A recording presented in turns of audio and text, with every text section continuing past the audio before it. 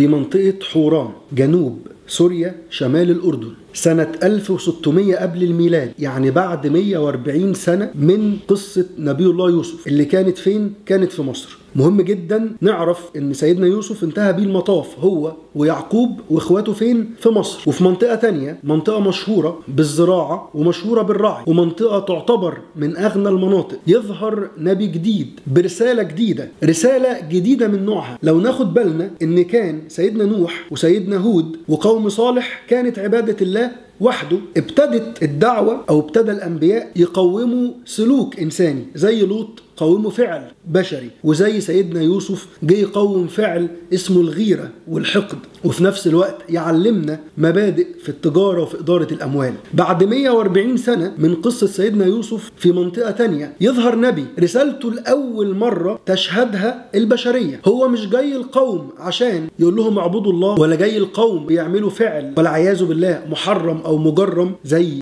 قوم لوط، ولكن نبي جه عشان يعلم قومه ويعلمنا كلنا واحدة من أخطر الأفعال اللي ممكن تدمر لك حياتك كلها وانت قاعد في مكانك بدون ما تقوم تعمل أي شيء. جه سيدنا أيوب عشان يقوم لينا تفكيرنا وقوته. جه سيدنا أيوب عشان يعلمنا إن فكرنا ممكن يرفعنا أو يدمرنا. جه سيدنا أيوب عشان يعلمنا إن الشيطان مش بس هيخلينا نعمل أفعال زي أفعال قوم لوط أو أفعال قوم ثمود أو أي فعل خاطئ، ده الشيطان وصل لمرحلة من التطوير إن هو ابتدى يلعب في تفكير البشرية وفي تفكير الناس. ويجي سيدنا أيوب عشان يعلمنا درس كل البشرية بكل طوائفها وكل عقائدها بحاجة ليه. فتعالوا بينا نعرف واحدة من أخطر الأفعال الإنسانية وإزاي نبي الله أيوب يعلمها لنا ويقومها لينا.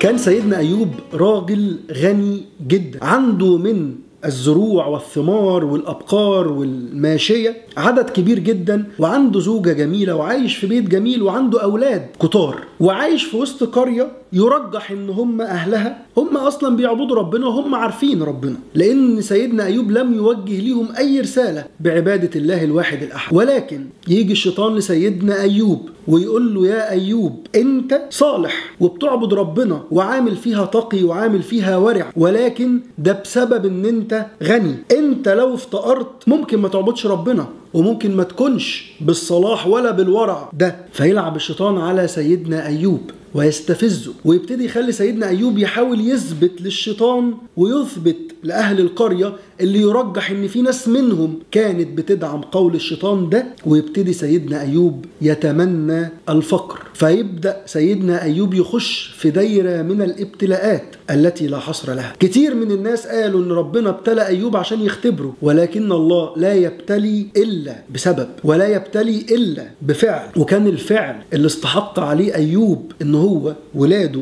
يموتوا ويفتقر ويبقى مريض لدرجة إن هو يكون طريح الفراش شبه مشلول، لا عارف يتحرك ولا عارف يعمل أي شيء، وزوجته هي اللي قائمة عليه بعد وفاة كل أولاده وبعد ما خسر كل الثمار والزروع بتاعته. وتبتدي زوجته تطلع تشتغل بره، ولما الناس أهل القرية يعرفوا بمرض أيوب يخافوا إن هو يكون مرض معدي، فيمنعوا زوجته من إن هي تروح تشتغل. وكل ما تروح تشتغل عند حد عشان تجيب مصاريف وتجيب قوت يومها وتأكل زوجها المريض يمنعوها، لحد ما اضطرت ان هي تقص ضفايرها وتروح تبيعها في السوق او تبيعها لاولاد الاغنياء عشان يدوها طعام تقدر تأكل بيه جوزها المريض. تمر السنين ورا السنين وأيوب قعيد الفراش صابر على الابتلاءات بقلب موحد لله. وتيجي زوجته تقول له ادعي ربنا، ربنا عارفك وربنا بيحبك، ادعيه يرفع عنك اللي انت فيه. يقول لها احنا عشنا كام سنة في الرخاء؟ تقول له تقريبا 70 سنة. يقول لها وعشنا كام سنة في الابتلاء؟ تقول له تقريبا 10 سنوات. يقول لها عشت في رخاء 70 وعايزان ادعي بعد 9 سنين او 10 سنين من الابتلاء. ويحزن أيوب ويقول لها انا لو قمت هعاقبك على الكلمة اللي انت قلتيها دي وهضربك 100 جلدة او 100 ضرب. تربى. يبتدي أيوب يضعف أكتر وأكتر لدرجة إن هو مش قادر يستحمل إن زوجته باعت ضفيرتها الاتنين وبقت شبه ما عندهاش شعر، وابتدى من كتر الهم والغم اللي جه عليها بسبب مرضه وتعبه ابتدت تعجز قبل أوانها أو شكلها يعجز جدا، وهو يعني زي ما بنقول دلوقتي كده بقى عظم عليه جلد فقط. في اللحظة دي يدرك أيوب إن في حاجة غلط، في اللحظة دي يحس إن هو اتنصب عليه واتضحك عليه، وإن ربنا العظيم الكريم الرحيم ما يرضاش كده لعباده أبدا. فيبتدي سيدنا أيوب يبص للسماء ويقول رب إني مسني الشيطان بنصب وعذاب. يا رب أنا الشيطان ضحك عليا ونصب عليا، والنصب هو الألم النفسي بينما العذاب الألم الجسدي. يا رب أنا الشيطان ضحك عليا وقال لي إن أنا لو بقيت فقير وما بقاش عندي الصحة ولا الأولاد مش هعبدك، وأنا يا رب لحد دلوقتي بعبدك ومؤمن تمام الإيمان بوجودك.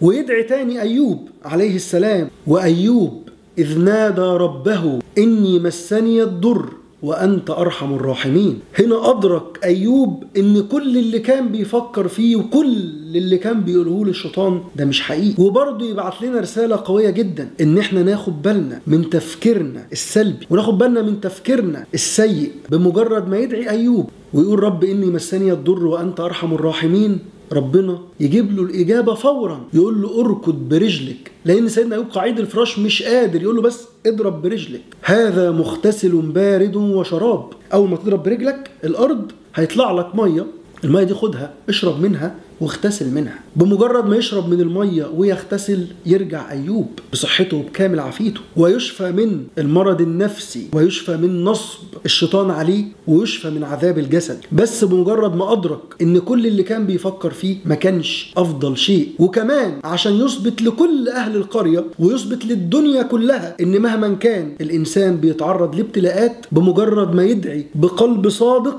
ربنا سبحانه وتعالى يستجيب فورا. وعشان برضو يعرفنا ويقول لنا إن الشيطان يعدكم الفقر، الشيطان دائم الوسواس لينا ودايما هينصب علينا، دايما هيقنعنا إن إحنا مش هنقدر، دايما هيقنعنا إن إحنا مش كويسين، دايما هيقنعنا إن إحنا ما نقومش نعبد ربنا أو ما نقومش حتى نشتغل أو ما نقومش ناخد بالأسباب. الشيطان دايما عايزنا مستسلمين ليه مش مسلمين لله. الشيطان دايما هيفضل يلعب علينا طول حياتنا في تفكيرنا ويخلينا نسيء الظن بخالقنا. وعشان كده ربنا حذرنا يقول لنا الظنين بالله ظن السوء عليهم دائرة السوء. احذر ان الشيطان ينصب عليك ويقنعك ان فقرك هيقربك من ربنا او ان مرضك هيخليك انسان افضل. الله لا يرضى لعباده الذل ولا الظلم ولا المهانة. الله يريد عباده دايما في احسن حال، يريد الله بكم اليسر ولا يريد بكم العسر. مش بس كده، كمان ده سيدنا ايوب بعد ما يدعي ربنا يرجع له اهله واولاده اللي ماتوا، زوجته ترجع لشبابها تاني وترجع لعافيتها تاني وتخلف اولاد قدهم مرتين، وزوجته ترجع احسن من الاول مرتين. ووهبنا له اهله ومثلهم معه رحمة منا وذكرى لاولي الالباب.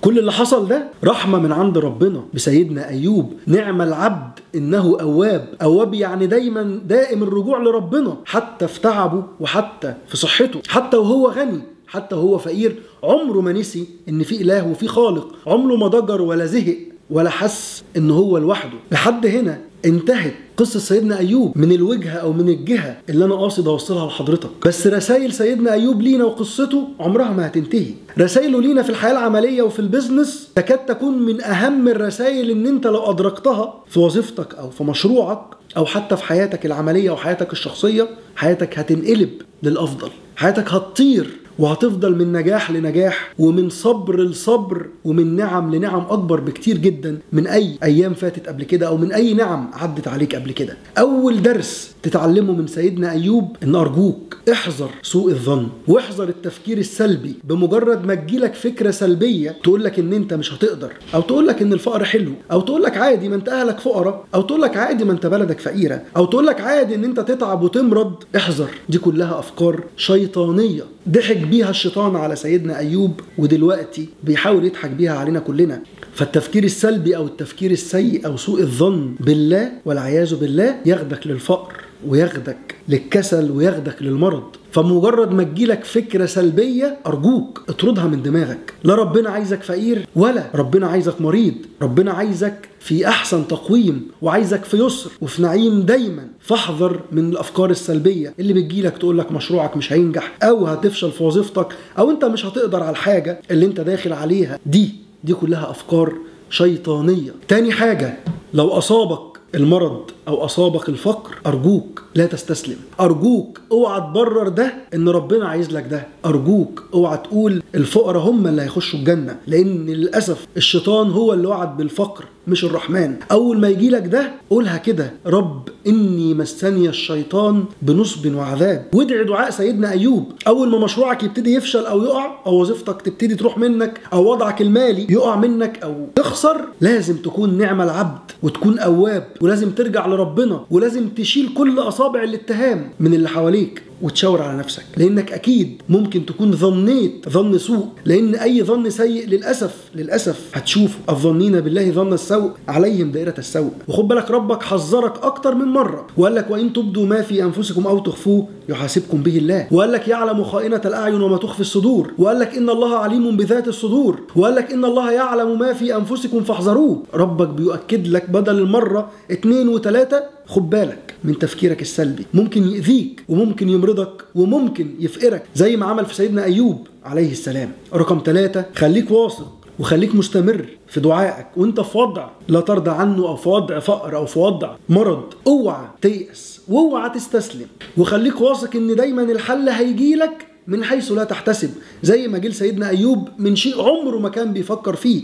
اركض برجلك تحت رجله. فلو صدقت الدعاء وصدقت السعي هيجي لك الحل من حيث لا تحتسب ومش هتبذل فيه أي مجهود، على طول هتلاقي الحل تحت إيدك، بس بشرط إن أنت تكون مؤمن وصادق ومستمر في الدعاء ومستمر في الإيمان ومستمر في الثقة في الله سبحانه وتعالى. رقم 4، زوجة سيدنا أيوب ما سابتوش، فضلت معاه. فأرجوك لو في حد مريض أو مبتلى اوعى تتخلى عنه، اوعى تسيبه، اوعى تقول ده خلاص ده تعب، او هي تقول ده خلاص زوجي تعب او مرض فانا هبعد عنه. لان لما ربنا رد لسيدنا ايوب صحته رد لاهله ضعف الصحه. فثق ان انت لما تساعد المحتاج او تقف جنب المريض على قد قدرتك ايا كان هو مين، سواء زوجه، اب، ام، اخ، اخت، ربنا سبحانه وتعالى عمره ما هينسى لك الوقفه دي وعمره ما هيسيبها هباء كده. سواء انت حتى في مشروعك، لو انت قائم وواقف على رجلك وفي حد بيعمل مشروع اقف جنبه، لو هو لسه في البدايه ويعتبر مريض مش قادر يقوم البيزنس بتاعه اقف معاه وساعده، وثق ان هو لو نجح ايراد بسببك ربك سبحانه وتعالى هيجازيك 24 ايراد والاف الاضعاف. ولو انت موظف في شركه ومعاك موظف تاني جديد لسه داخل